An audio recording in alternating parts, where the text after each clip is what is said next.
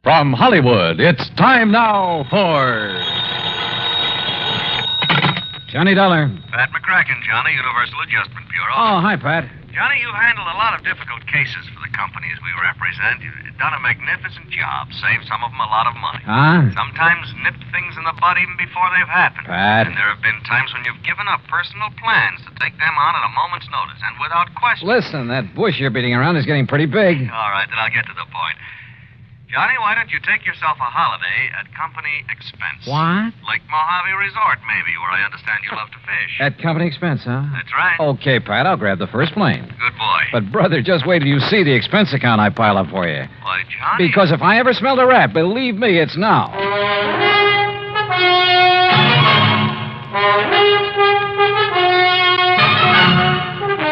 Bob Bailey, in the exciting adventures of the man with the action-packed expense account. America's fabulous freelance insurance investigator. Yours truly, Johnny Dollar. And now, Act One of yours truly, Johnny Dollar.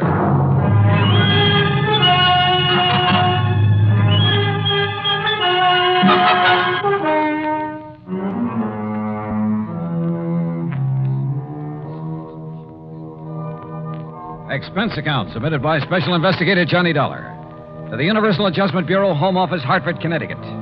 Following is an account of expenses incurred during my investigation of the Wayward Trout matter.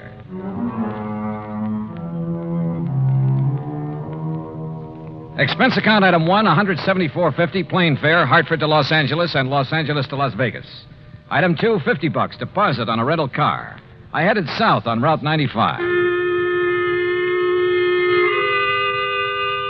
The Mojave Desert. Thousands of square miles of sand, sun-bleached gravel and rock, of cactus, sage, and Joshua trees. High flat mesas, towering crags. Countless trails leading off from the highway. Long abandoned roads leading up into the harsh, bleak mountains, with their promise of infinite wealth to the prospectors who scratched away in their hungry search for silver and gold. And who knows, perhaps some of these were trails of the pioneers who beat a tortuous path westward to the great Pacific. Who, with their oxen and heavy wagons, were lucky if they made 6 miles a day. Yet here I was, cruising along at an easy 60 miles an hour. And above me, a jet plane, lazily tearing off 600 miles an hour.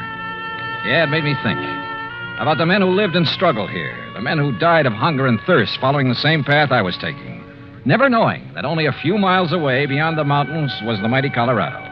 Water, food, and life for those lucky enough to find it. But let's get to more practical things, like Davis Dam and huge Lake Mojave. On the east bank at the lower end, Lake Mojave Resort, with its clean, modern cabins, boathouse, dock, and harbor. Everything for a fisherman. It was after 9 p.m. when I pulled in. My old friend Buster Faber was waiting for me. By golly, Johnny, I'm glad to see you. Yeah, same here, Buster. How are you? Before you start on why I'm here, how's the fishing? You remember Ham Pratt, the general manager? Sure do. How is he? Went out 3 days in a row, got 3 limits, 5, 6, 7 pounders. Oh, and I have to come here on business. Yeah, but as soon as you clear it up, you and I are going to do some fishing. Believe me, we'd better. But now, what's the problem? Oh, well, here, let me take your bags. You're in number 8. Okay. I've put you right next to Mr. Hatch. Hatch? Old-time confidence man, Johnny, and just plain big-time thief. Oh, Gordon Hatch? That's the one. Used to operate up in San Francisco, over in Reno? Tried Las Vegas, too, but they ran him out. Sure. He served a couple of short stretches for petty theft, things like that. But they could never nail him for anything big. That's right. Sit down. Yeah. Well, what's he doing here? Oh, ordinarily, we'd give a man like that some excuse about being full up, something like that. I should think so. But Ham and I decided if we let him stay, and with somebody like you here, well, maybe we could do a kind of public service. Keep talking, Buster. Well, Tuesday morning, I got a call from some wealthy folks in Los Angeles. They wanted accommodations for themselves and their wives beginning tonight. They're doing now. So? Well, Tuesday afternoon, this Gordon Hatch came barreling in. My wife, Marilyn, not knowing who he was, put him in number 7. What are you getting at, Buster? Well, those folks from L.A. have been here before, Johnny, and the women always come with enough furs and jewelry To a fishing resort? Well, you see, every night they drive up to Vegas to gamble and take in the fancy night spots. Ah, but what makes you think Hatch would come here just because of them? One of them's a lawyer that got him sent up for embezzlement once, and Hatch always swore that someday he'd get even. Oh, well, now, Buster... I don't think he'd try any rough stuff, anything like that. He isn't the type, but...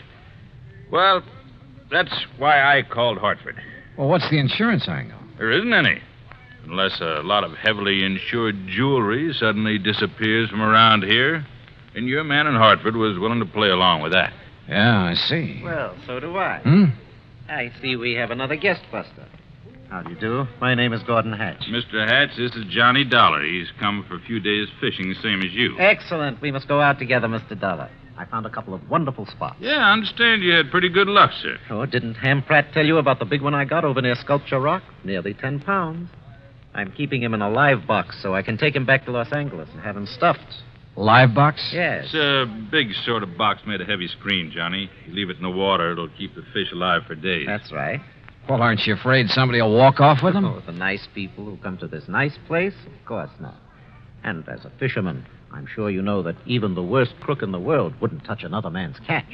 Yeah. Look, excuse me, I hear some cars coming down the road. Must be the folks I'm expecting. Why, of course, Buster. I'll see you later. Right. Any plans for the evening, Mr. Dollar?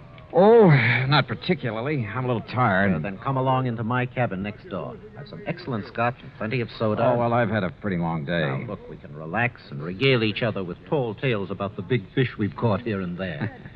After all, there isn't anything else to do out here of an evening. Oh, I kind of thought I'd wander down to the dock and see if Ham Pratt is about. Oh, save that for tomorrow. Now, come along, Mr. Dollar. I won't take no for an answer.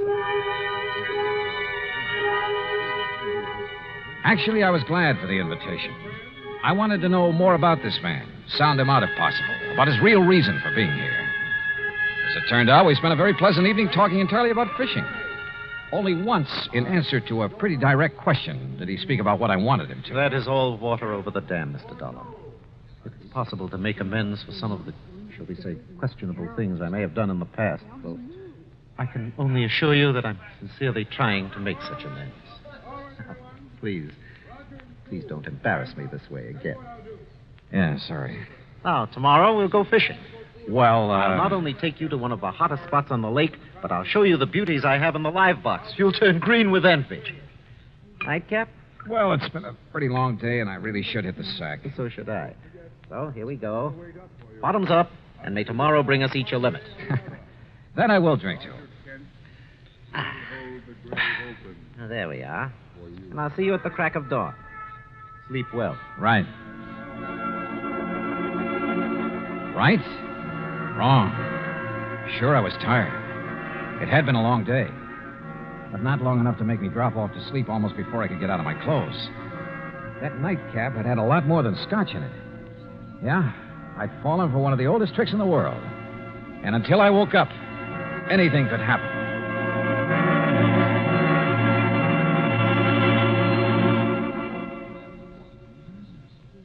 Act two of yours truly, Johnny Dollar, in a moment. And now for another episode in the life of Sergeant Donald Bellwether, my husband.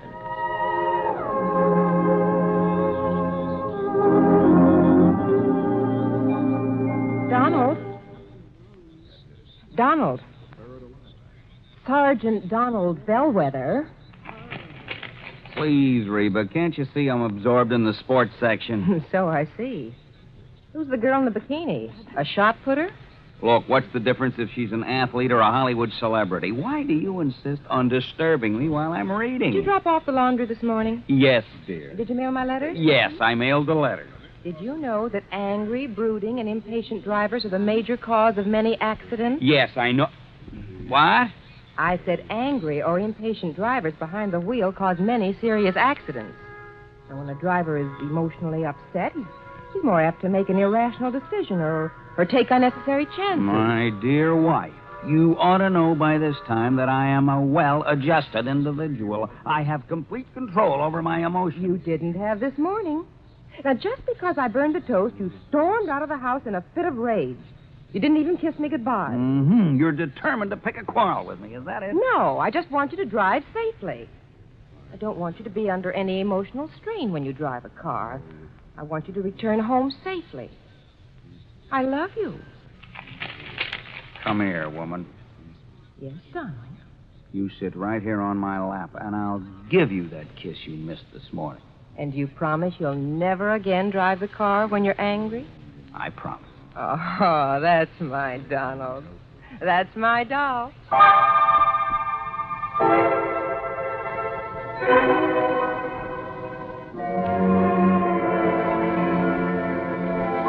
Now, Act Two of yours truly, Johnny Dollar and the Wayward Trout Matter.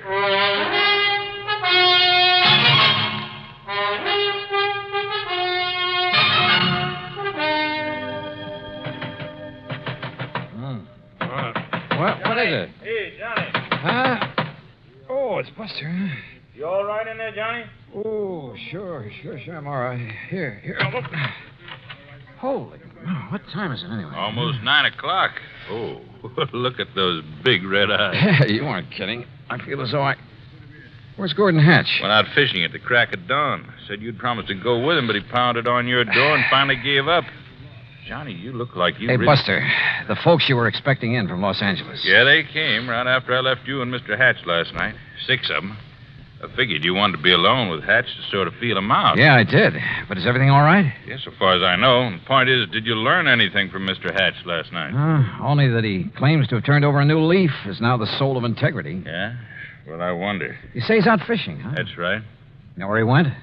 Well, one of his favorite holes, one I told him about, is in the big basin about 10 miles up the lake. What about the folks from L.A.? They're still asleep in their cabins. Look, Johnny, like I told you, Hatch isn't the kind of trying any rough stuff, even against Mr. Fellows, the lawyer who sent him up one time. And he's here with that party? He's the one that organized it, made the reservations. Now, listen, Johnny, I may be all wrong about In Hatch. spite of his threat to get even with Fellows? Well, I mean, maybe he's gone straight. He certainly acts like a nice enough guy. Yeah. Well, the only thing I can do is keep an eye on him. If he makes a play, I'll nab him. If he doesn't, well, my trip out here will have been wasted. Wasted? I thought you and I were going to do some fishing. Oh, well, now that's different. Ooh. Hey, I better get some breakfast in me. Yeah, sure. I'll tell Mary over at the cafe to have it ready for you. Yeah, okay, Buster. Sunny side up and with plenty of strong, dark black coffee.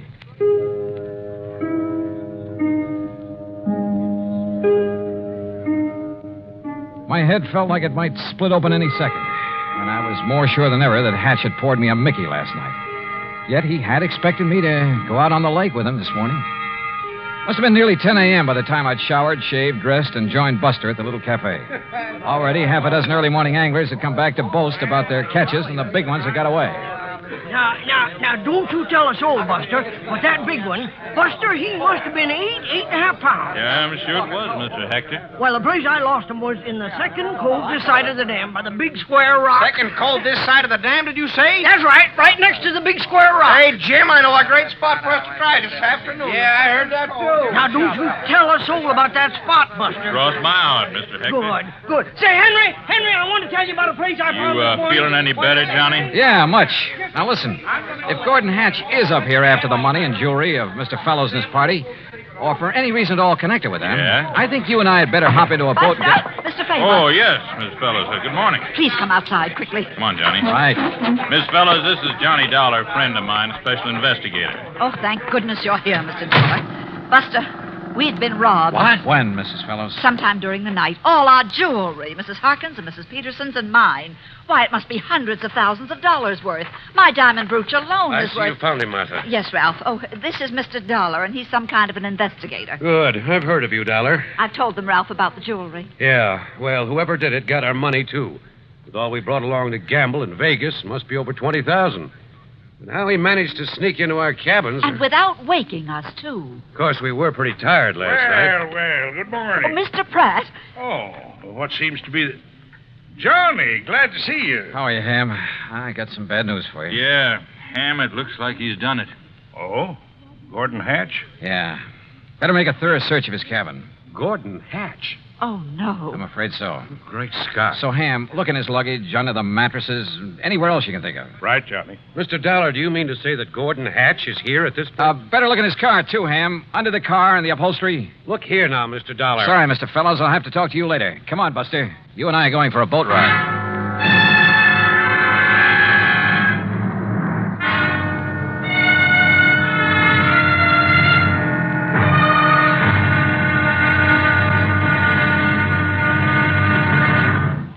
Act Three of yours truly, Johnny Dollar, in a moment. Do you know who Uncle Sam's lawyer is? If your answer is the Attorney General, you're absolutely right.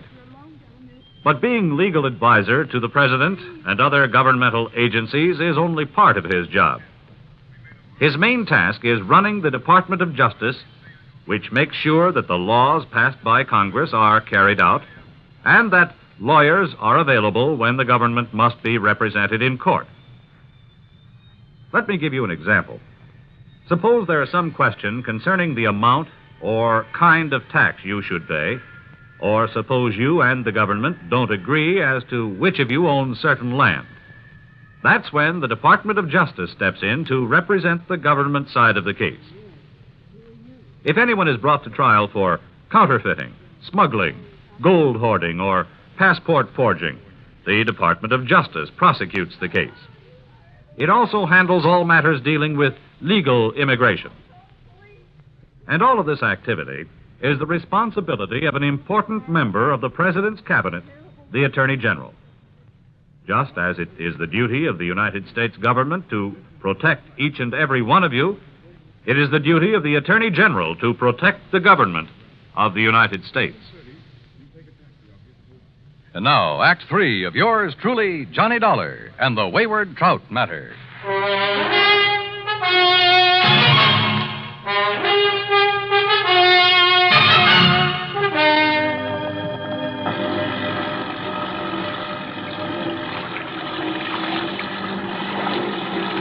Lake Mojave was calm as a mill pond, and Buster made the spray fly as we headed almost due north up toward the big basin. But we didn't have to go that far. Buster, with the sharpest eyes I've ever known, spotted the ripples from the wake of a boat that had pulled into a deep, winding cove on the Arizona side. Hang on, Johnny. Looks to me like Hatch's boat went in that cove. You mean to say you can tell what boat made that wake? Plain as a pair of footprints in the sand when the lake is calm like this. First thing I want to do is inspect that boat of his. You think he might have the jewelry and money on board? He's too smart to have left them around the cabin or his car. Look, that's his boat in there, all right. Tied up that low, rocky ledge that sticks out. What under the sun is he doing there, between his boat and that ledge? Well, it looks to me like he's trying to hide something there in the water. But we'll soon find out. Well, Buster, Mr. Dollar, it looks like you've caught me in the act. Yeah, it kind of looks that way, doesn't it, Hatch? What were you so busy shoving down in the water between your boat and that ledge when we pulled out? Well, I figured no one would find it here, Mr. Dollar. Yeah, I'll bet. But I decided to move the live box into this hidden cove when I first came out this morning. The live box? Well, after all, it was you who warned me someone might try to steal some of these beautiful fish I've caught, and I'm keeping alive in it. But as long as you found me out, well, here, take a look at it. Now, the thing here on his boat, Johnny. Here, look at them. Ever see such a nice mess of bass in your life? Yeah, they're beauties. And that trout on the bottom. I got him way up the lake yesterday morning. Must be 10 pounds.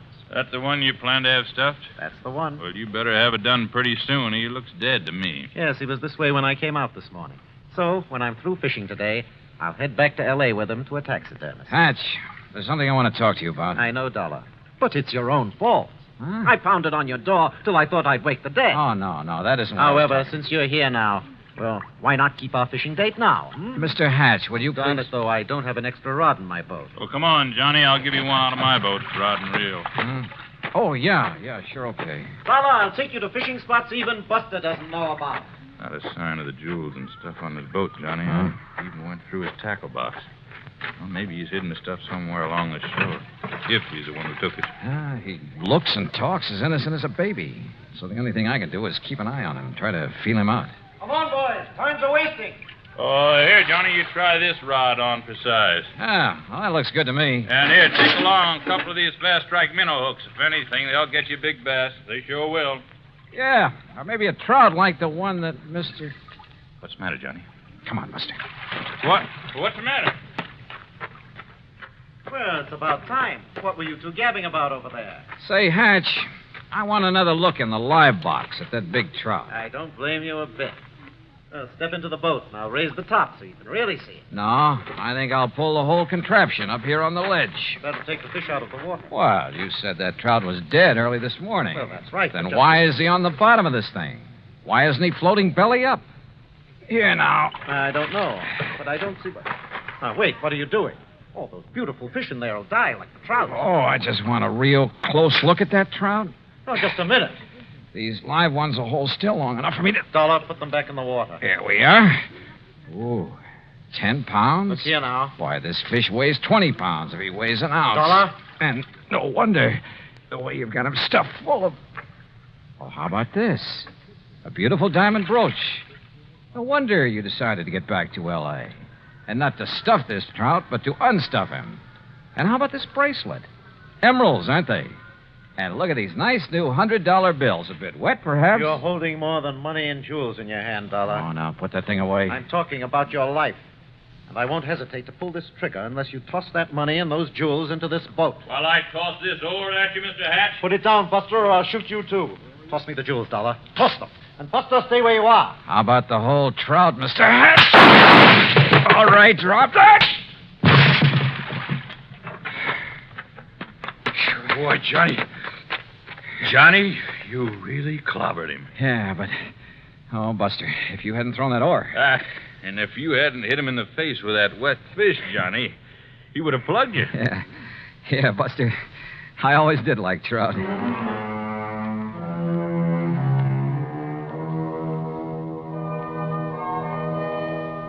Expense account total, including boat and bait for 5 days of really great fishing, cabin rental and meals, and trip back to Hartford, $815 even. Yours truly, Johnny Dollar.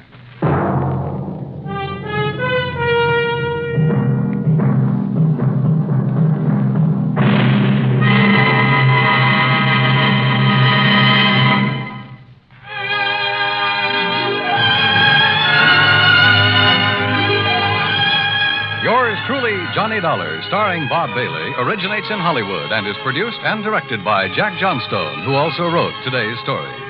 Heard in our cast were Eleanor Audley, Larry Dobkin, Barney Phillips, Edgar Barrier, Junius Matthews, Russell Thorson, and Alan Reed. Be sure to join us next week, same time and station, for another exciting story of yours truly, Johnny Dollar. This is Dan Cubberly speaking.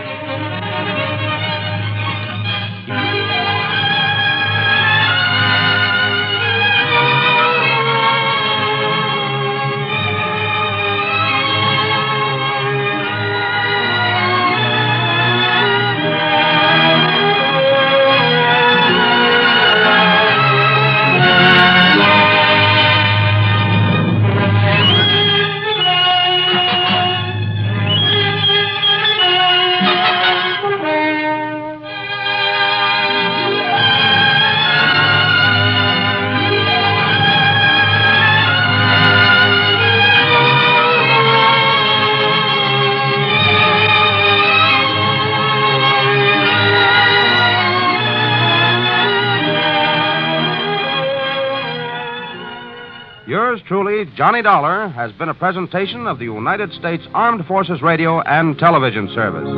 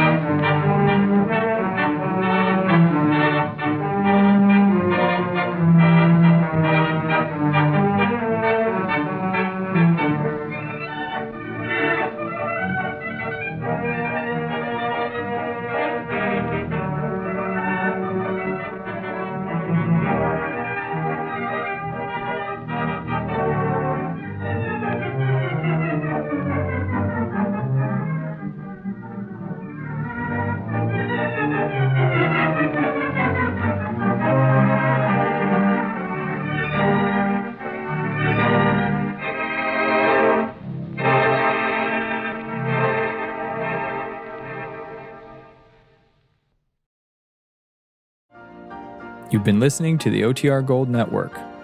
Find more classic radio at otrgold.com.